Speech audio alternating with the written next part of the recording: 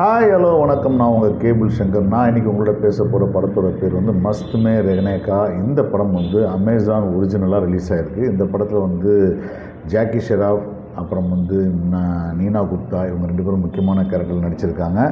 இந்த படத்தோட கதை என்னென்னு பார்ப்போம். 75 வயதான ஜாக்கி ஷெராஃப் வந்து ஒரு தனிமையில் இருக்கிற ஒரு வயதானவர். அவர் தனியாக வீட்டில் இருக்கார். ஒரு எக்ஸென்ட்ரிக்கான ஒரு ரொம்ப ஸ்ட்ரிப்பான ஒரு ஆளாக இருக்கிறாரு. இன்னொரு பக்கத்தில் பார்த்தீங்கன்னா நீனா குப்தா, அவங்க கனடாலேருந்து வந்திருக்காங்க. அவங்களும் வயதானவர்கள். அங்கே இருக்கிற மருமகள் பிரச்சனைகள்லாம் பிடிக்காமல் அங்கேருந்து திருப்பி பேக் டு இந்தியாவுக்கு வராங்க. ரெண்டு பேரும் ரெண்டு எக்ஸ்ட்ரீமான எக்ஸென்ட்ரிக் கேரக்டர்ஸ்கள். இந்த ரெண்டு எக்ஸ்ட்ரீம் கேரக்டர்களும் வந்து ஒரு பார்க்கில் சந்திக்கிறாங்க. அவங்க ரெண்டு பேருக்குள்ளே ஒரு நட்பு உருவாகுது. இன்னொரு பக்கத்தில் பார்த்திங்கன்னா ஒரு பேரலாக ஒரு லவ் ஸ்டோரி ஒன்று உருவாகுது. அந்த லவ் ஸ்டோரி என்னென்னா, நன்ஹே அப்படின்ற கேரக்டர் நடிச்சிருக்கிற அபிஷேக் சௌஹானுடையும் ராணின்ற ஒரு செக்ஸ் ஒர்க்கர், அதாவது அவர் நடிச்சிருக்கிறது வந்து மோனிகா பன்வார், இவங்க ரெண்டு பேரும் வந்து சந்திக்கிறதும், இவங்க ரெண்டு பேருடைய லவ் ட்ராக் ஒன்று தனியாக போயிட்டுருக்கு. இந்த ரெண்டு பேரும் என்ன நடந்துச்சு, இவங்க ரெண்டு பேர் வாழ்க்கையில் என்ன நடந்துச்சுன்றது தான் இந்த படத்துடைய கதை. இந்த கதையோட ஒரு ப்ளஸ் பாயிண்ட் என்னென்னா, ரொம்ப ஃபீல் குட்தனமான ஒரு விஷயம் தான் இந்த படத்துடைய ஒரு ப்ளஸ் பாயிண்ட். தனிமையில் இருக்கிற முதியவர்கள் இன்றைக்கி அவங்களுடைய மனநிலை எப்படி இருக்குது, அவங்களுடைய எப்படிலாம் விடப்படுறாங்க அப்படின்ற விஷயத்தை பற்றிலாம் வந்து நிறைய டீட்டெயில்டாக பேசாமல், நெஞ்ச நக்காமல், போகிற போக்கில் ஜாலியாக பேசியிருக்கிறாங்க.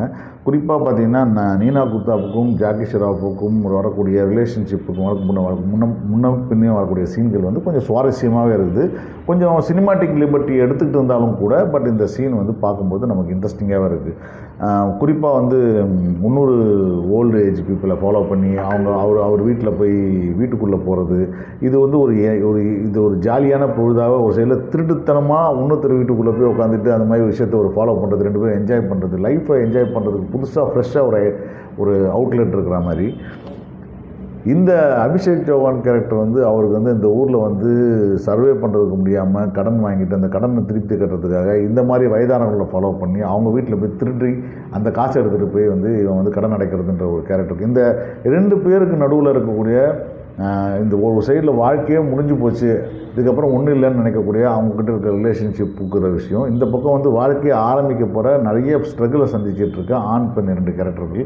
இந்த ரெண்டு கேரக்டர்களுக்கு நடுவில் இருக்கிற இது பேசிக்காக பின்னாடி வந்து ஒரு தின் லைனாக வந்து திருடு அப்படின்றது ஒன்று இருக்கு இல்லையா, திருட்டுத்தனம்னு ஒன்று இருக்கு இல்லையா, அது ரொம்ப இன்ட்ரெஸ்டிங்கான ஃபேக்டாக இருக்குது. இந்த கதையிலே மொத்த கிளீஷேலேருந்து வெளியே வரக்கூடிய முக்கியமான விஷயம் என்னென்னா அந்த திருட்டு அப்படின்றது தான்.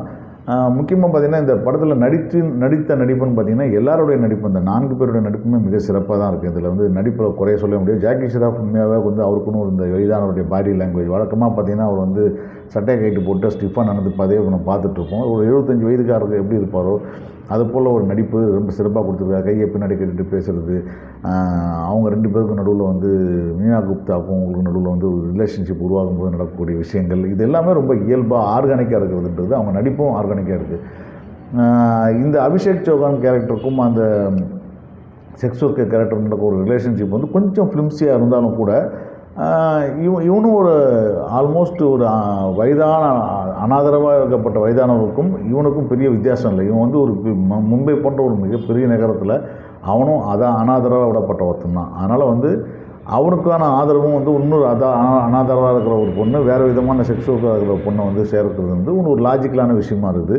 இந்த படம் திரைக்கதையாக யோசிச்சிங்கன்னா வந்து பயங்கரமாக இருக்கா அப்படி இருக்கான்லாம் யோசிச்சிங்கன்னா அப்படிலாம் எதுவுமே கிடையாது. ஏன்னா வந்து இந்த கதை வந்து ஒரு ஹாலிவுட் பாணி திரைக்கதையில் என்னென்னலாம் வந்து ஒரு பிளாட் பாயிண்ட்ஸ் இருக்குமோ, எப்படிலாம் அந்த சீன்ஸ் இப்படி வருமோ அதெல்லாம் அதே ஆர்டரில் வருது. பிகாஸ் ஆஃப் திஸ் ஃபீல் குட்தனம், இந்த படத்தில் இருக்கிற எமோஷனாக இருக்கிற ஒரு ஃபீல் குட்தனம் இருக்கு இல்லையா, அந்த ஃபீல் குட்தனமும் கொஞ்சம் சென்சிபிளான நடிப்பும் எல்லாம் இருக்கும்போது இந்த சீரீஸ் வந்து கொஞ்சம் சென்சிபிளான நடிப்பும் இந்த படத்தை வந்து நம்மளை பார்க்க வைக்குது. கண்டிப்பாக ஓடிடிக்கான ஒரு சிறப்பான படம் தான் சொல்லலாம். இந்த படம் வந்து அமேசான் ப்ரைமில் வந்துருக்கு.